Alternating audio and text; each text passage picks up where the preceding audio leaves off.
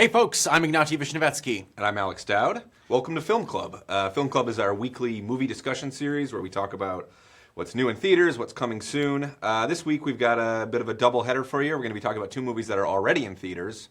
One of them in a lot of theaters, basically everywhere, probably down the street from your house. The other If you live up the street from a movie theater, that is. or a mall, yeah. Yeah. Even small towns, I bet, have this.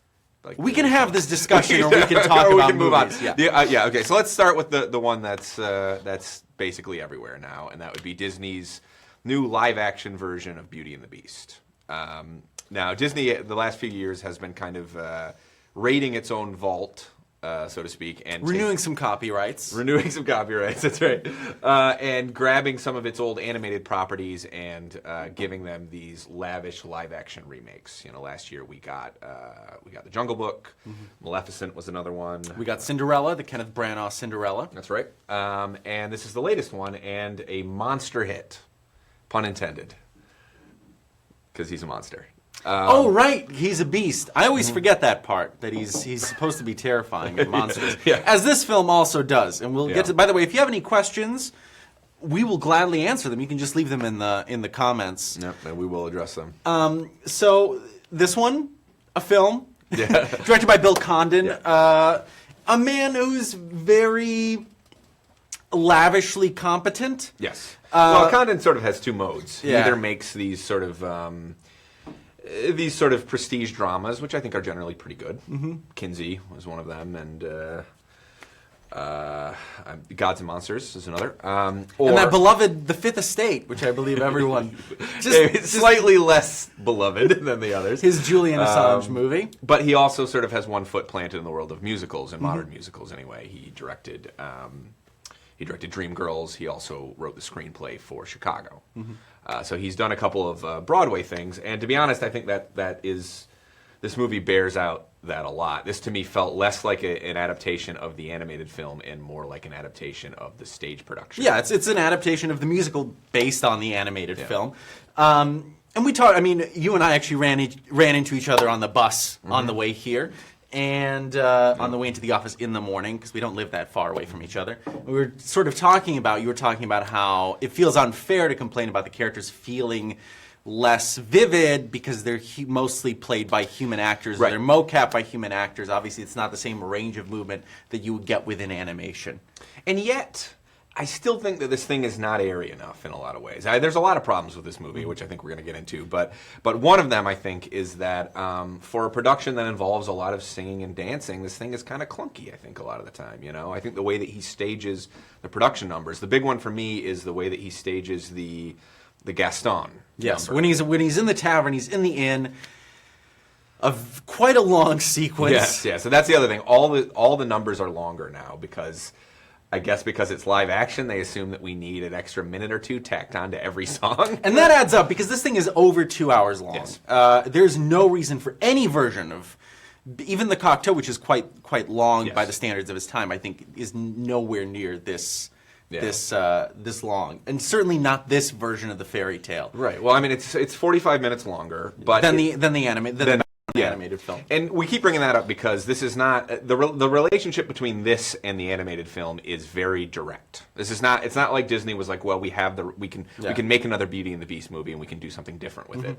This is a remake of the animated film down to all of the songs have been reproduced. There are 4 new songs, but we have otherwise it's the exact same soundtrack.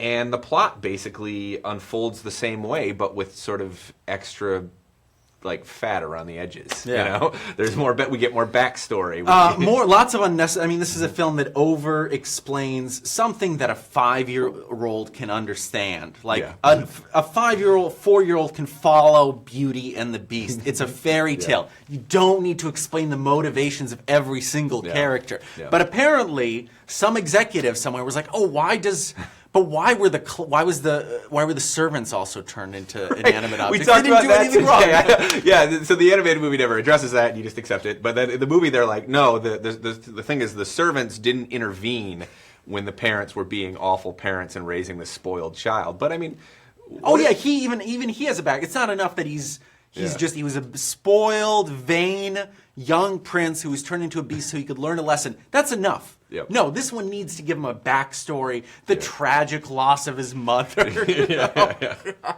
Just also, what were those servants supposed to do? Especially why did the dog?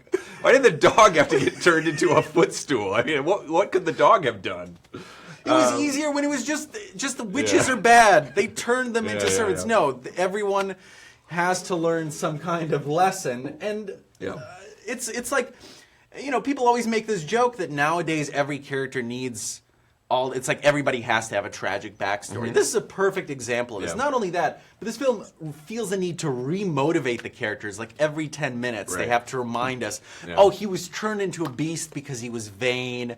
Oh, we're going to turn permanently into clocks if we don't do this. It's just like in case Disney, you we tuned get out. the premise. Like, we understand. We're here. We're sitting down. It's also, I mean, I think that's also kind of ridiculous because so much of this thing is built around courting an audience that is really familiar with this property, be they, people around our age who grew up with it around, be it parents who had kids our age when the movie came out. Went to, Beauty and the Beast, the original, was a huge success, and it's still, it's most people consider it the high water mark of the Disney Renaissance. It's the best film they put out during that time.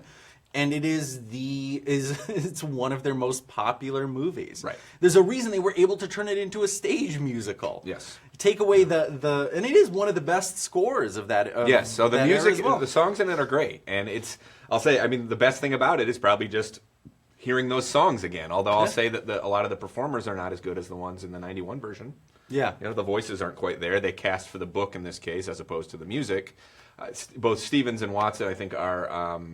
Emma Watson, who plays Belle, and Dan Stevens from Downton Abbey, and The Guest, he plays the Beast under a lot of sort of prosthetics and CGI. Basically. I think it's mostly CGI. It's mostly CGI. It's like a mocap performance, and both of them have serviceable voices, but it's clear that neither of them necessarily have like a musical background, like have a musical theater background. Yeah. But I don't think that's the most serious problem with the film. I think that both of them are pretty good in these performances. It's a wonderful community theater production on a very large budget. Luke asks us, we just addressed Amber's question. Amber asked, what do you think about Emma's singing? I thought it was poorly cast. Love her, but don't think she can sing. Who would you have cast is Amber's question. Interesting. Probably somebody from Broadway, but I don't necessarily know enough about that world. Yeah. But like Anna Kendrick, for example, could probably handle this. She has that background. She's got a voice, But does she have But at the same time, I don't think she's the right. You're probably right. She's not the right casting. I'm not. It's funny. I'm sitting here judging the singing, but I'm not necessarily an expert in knowing. Well, it's like the old story, right? It's the old example we always use. You don't have to know how to make a meal in order to say that it was say that you don't like it, to say that it tastes bad. It doesn't mean that you know what ingredient the chef should have swapped out. You just know that it tastes like sulfur. Now, we do have a question from Luke, or a comment from Luke. Luke says, my one complaint was the staginess. Belle wants adventure and the great wide somewhere, and the film doesn't feel great and wide. A little more scale would have been nice because the castle feels a 1-minute horse ride away from the town. Yeah, that's pretty accurate, I'd say. One of my issues with it is that all those sets in it feel like sets. From that opening number when we get out, when she's walking out onto the street and sings the big opening number in the town, I sort of felt like I was watching a theme park world of Beauty and the Beast. And I don't automatically hate that. There's a certain charm to that, even to how lavishly produced this thing is and how they basically took the animated film as a model and built a live-action world out of that. There is a certain charm to that. But I think that he's right, that this never really feels... It's not like with the Pete's Dragon remake, where they really tried to make that feel like a real world. Yeah. This feels like a theme park. Now, I had to review the Christophe Gans Beauty and the Beast last year, which actually came out in France years ago. Which... I have a friend who keeps bugging me to see it, but you didn't like it. No, it's not good. It's not good. And actually, this made me... I feel like I like this just a tiny bit more than you did because I Because you saw that other one? Because I saw the Christoph Gans version. But tell me, that one at least, here's the thing, though. And that one is a remake of the Cocteau. That's Right, it's a sort of a loose remake of the Cocteau. Well, loose is probably the operative word there. That, at least, is trying, to, in some respects, to be its own thing, right? Yes. I mean, it's building on the story, obviously, that everyone knows, and that's what's getting people in the door. But it at least has, it doesn't feel, my big issue with the Disney one, which I don't think is an awful film, most of its best beats are borrowed. Yeah. And it's just it basically... There is a significantly better version of this same movie. Yeah. I mean, it's less of a movie than a business venture, is what it is, honestly. How Disney used to re-release its movies in theaters. It used to come up with direct-to-video sequels, and that's how they would milk these properties. Now they throw together live-action versions.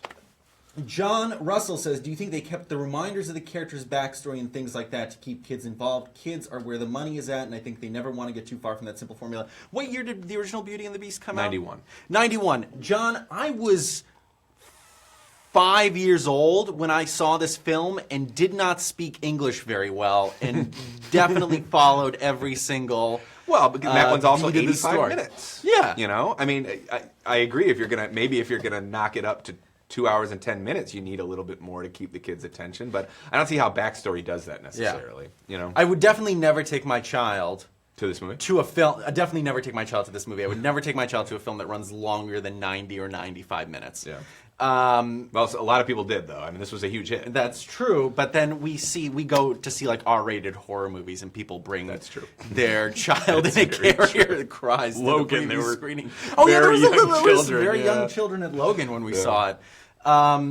So I don't. If you want to engage kids, if your number one audience is kids, don't make a movie that's 2 hours and 10 minutes long. Can I pose a question to you? Yes. And I have an answer to this myself, but I'm curious what you think. Is there anything about this that you think is better than the animated version? No.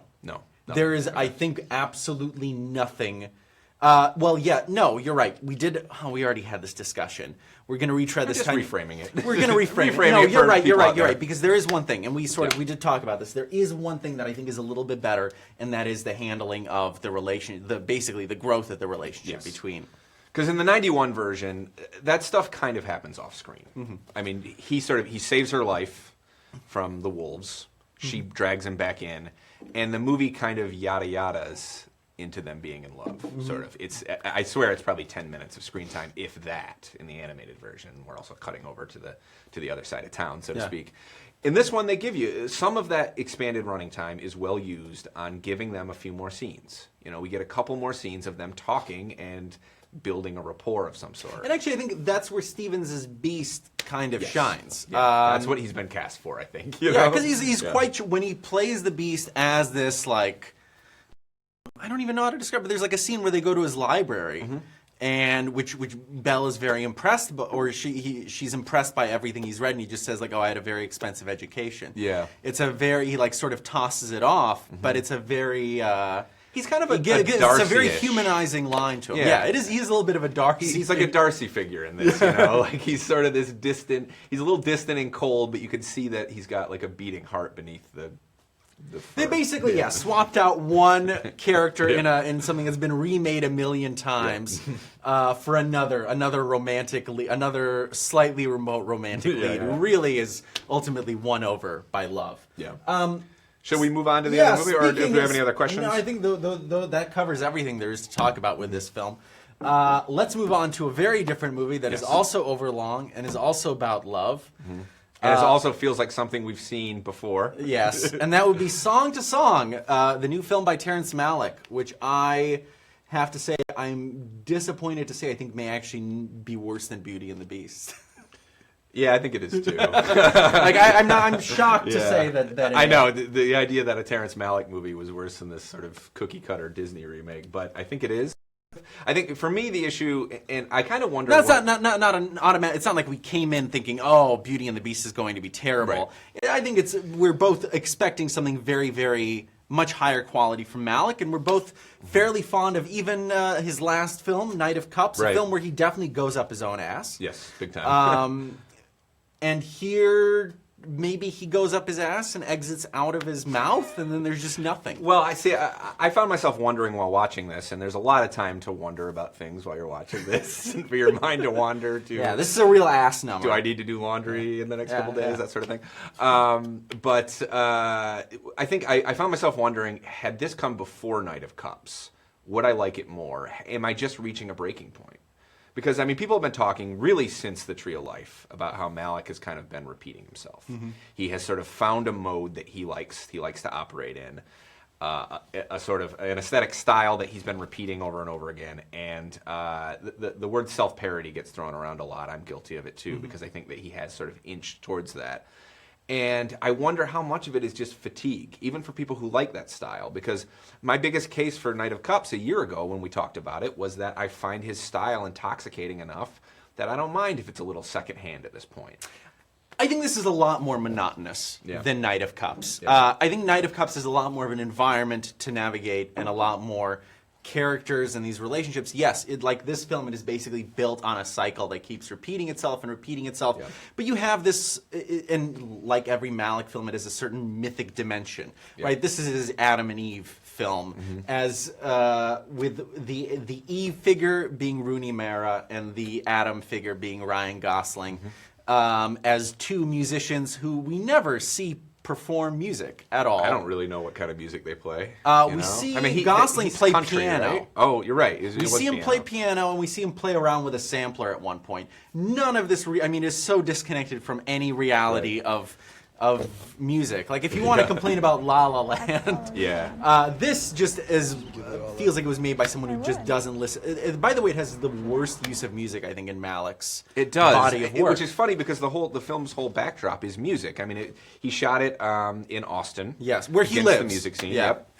Something that I assume is around him a lot. Well, considering how many times I don't know if you noticed, but they use the same gas station called the Cedar Mart. It's very. Do you think that's down the street from his house? I assume it's down the street. He goes and gets a pack of smokes from there. It's like different. It's totally different scenes, and they're always at this stupid gas station that seems like it's out in the middle of nowhere. Like where if you had a big house outside of Austin, this would be your gas station. Go. They're always at the Cedar Mart. He's just like, that's the spot. So I mean, I think he shot a lot of it at Austin City Limits, the annual music festival in Austin, and South by Southwest, I think. Are you sure? I thought it was Austin City Limits. Maybe both. It's possible, right? Isn't Austin City Limits a PBS show?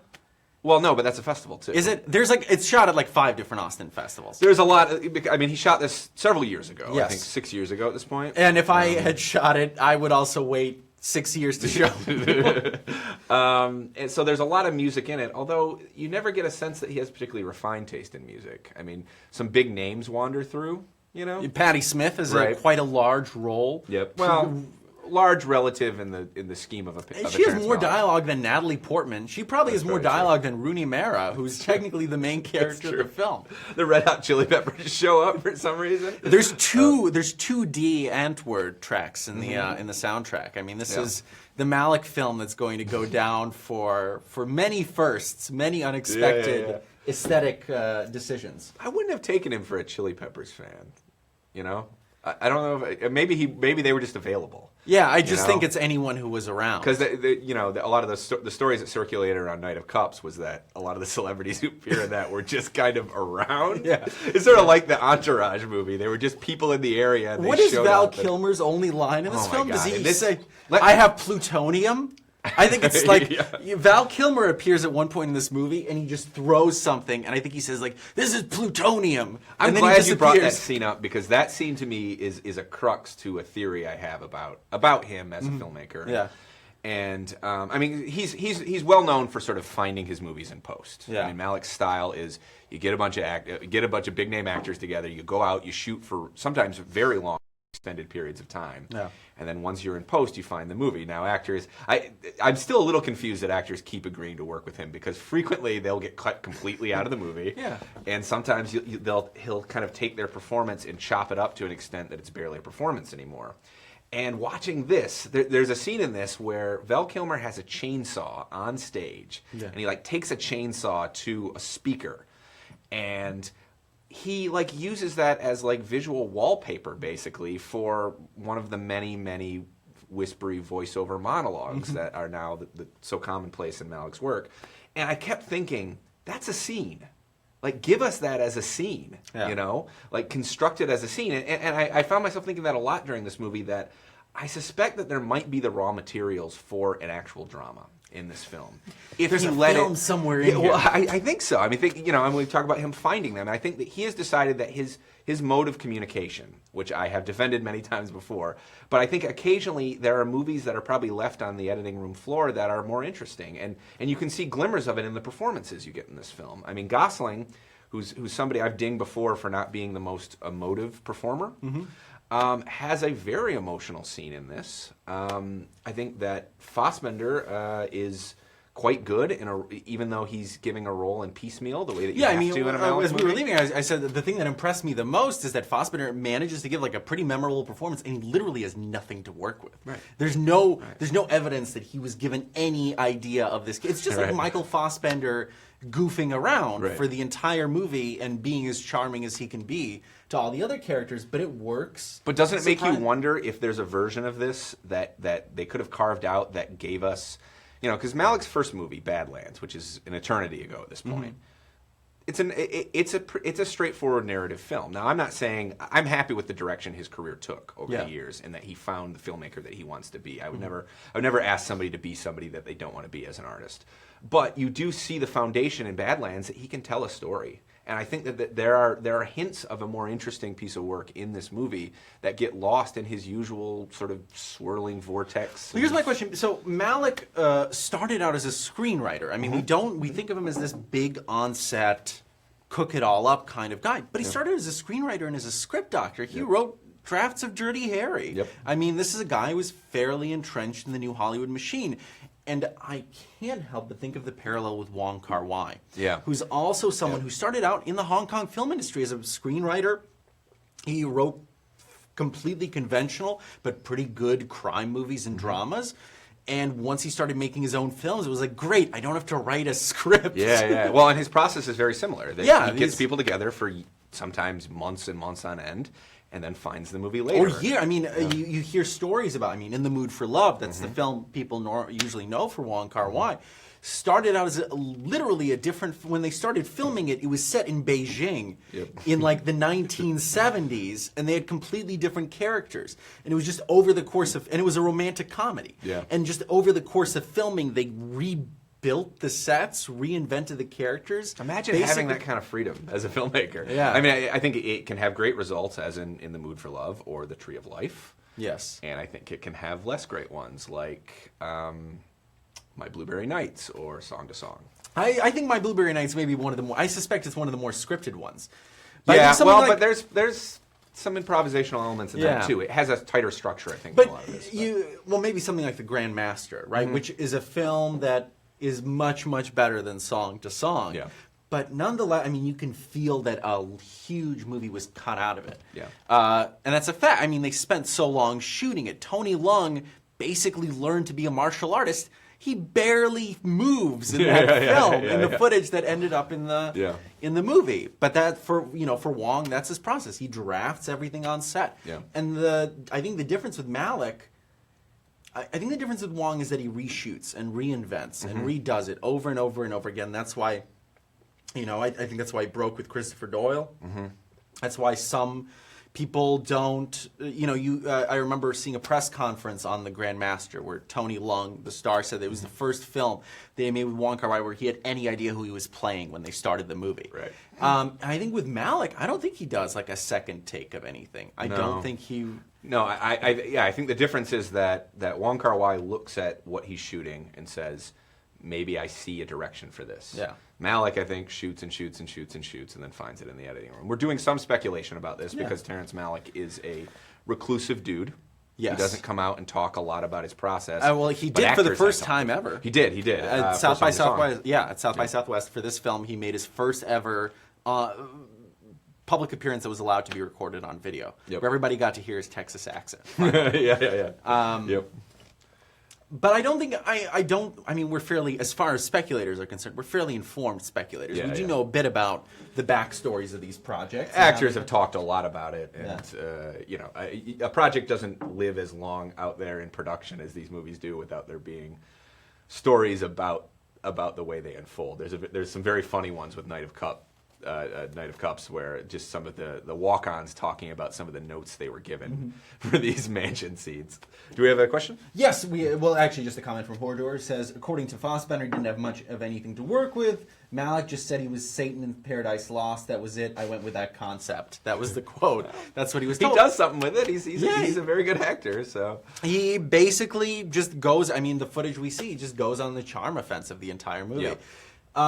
What's odd, of course, is that Rooney Mara is the main character. She barely talks in the film. I don't think she says anything she gives voiceover, but she doesn't have any dialogue until probably 20 or 25 minutes into the movie. It makes you wonder if she had any idea that she was the main character of this movie.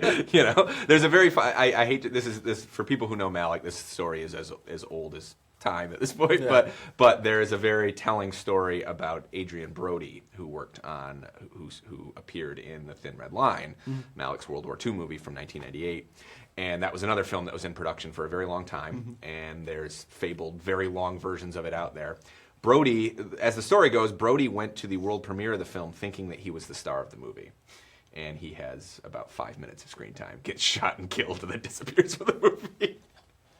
But I mean, that happens periodically. You know, Christopher Plummer has talked about how he had this beautiful moment of acting, and then Malick chopped it up and turned it into like a voiceover over something else. It's in the back. It's like low in the mix. In the New World. He just uses it as it's buried somewhere there deep in the mix. Yeah. But this is just a case where I think it hits. Sometimes it doesn't. I do think that conception has something to do with it. This just seems so thinly conceived, and frankly, a lot of it is just. It has the mise en scène of porn. It's like they're in hotel rooms, they're by the pool. True. They're like every set. I mean, he has Jack Fisk as his production designer. Yeah. Every set looks like they rented it 2 hours beforehand in the San Fernando Valley to arrive. You know, this is definitely his most like I've got friends over and we can make a movie. You know? Yeah. Do you feel? Let's do one last question before we wrap up. This is from Alec, who says, "How do you feel about Malick's embracing of technology, and does it come into play in this film? For example, the GoPro Night of Cups. He uses it so much more, and he uses a GoPro a lot in this film. I don't think it actually adds anything. I think it was exciting and to the wonder when you first saw it, because you had never seen something like that in a Terrence Malick movie, which is usually dominated by very graceful Steadicam work, you know, and then suddenly you get these harsh digital textures, and it felt different, you know. It felt like, wow. But his last three, and I'm not even counting Voyage of Time, his IMAX documentary, his last three have used them some, and I feel like it's become just another kind of tick in his work. He uses it a lot. I mean, here he uses it. It doesn't. I feel like it's a little more purposeful into the Wonder and Night of Cups. Yeah. Here, it's just they're in a car. It'll randomly switch to a GoPro. You know, it's like they're in the pool. It's a GoPro. Yeah. Just whatever. Maybe Malick felt like shooting with a GoPro. I just assume he operates it himself. Yeah. Those other two movies, by the way, also have a personal foundation that this one doesn't really appear to have. Yeah. You know, I mean, you can make, again, that's people making kind of leaps from his biography to the movie, but I mean, Night of Cups has a lot of autobiographical elements, so does To the Wonder. I think those films are sort of tied to the tree of life in a way that this one is not. Well, as far as anybody knows, Terrence Malick has never been an indie musician in Austin. He could have been, though.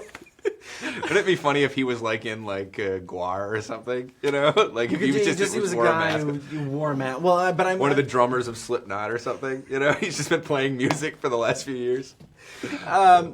He's just not I mean, we know enough about him to know that this is. If it is personal, it's personal in the loosest sense. Yeah, it's like music is a metaphor, art is a metaphor. Right. Riches are a metaphor. It's not like Night of Cups where the main character is a screenwriter, an unhappy, unsatisfied screenwriter in Hollywood with a brother who's with the same age difference as Malick's brother, who died and who whose death hangs over the Tree of Life, hangs over Night of Cups. To the Wonder, people know enough about his marriage at this point. Make those leaps, you can put two and two together. Yeah. And this is a film about, among other things, eroticism that feels very unerotic in some way. Not a sexy film. I mean, it's like it's the same Malick thing of like people jumping up and down on beds. And by the way, how does he manage to make what I'm sure was fairly spontaneous like movement and activity on set sometimes feels so much like an affectation, you know? There's only so many times you can see people kind of like goofing around and laughing and jumping over each other and rolling out of bed before it just starts to look, again, like a he just tells them the same thing over and over again. It's like, touch his face. They have that walk. There's a Malik walk. You know the walk. Oh, yeah. They're the walk backwards, the slight drawing of the foot. It's so... Also, a hand might brush some tall grass. That's a favorite as well, you know? People standing all the next hits. we can pay. The problem is, it's reached a point where we could have made this film. Yeah. That's the problem. Maybe that's a bit far, but... We could have hired a very good Steadicam operator and made something that looked a little bit like this. I've been on the record and say I could not make this movie, but for one thing, because I don't have friends this famous, but... we can make an approximation. Anyway, thank you so much Thanks for watching, joining guys. us. Do you know what we're going to be talking about next? Yes, we will be back next week talking about Ghost in the Shell. Oh, wonderful. So join us next Thursday. Thanks.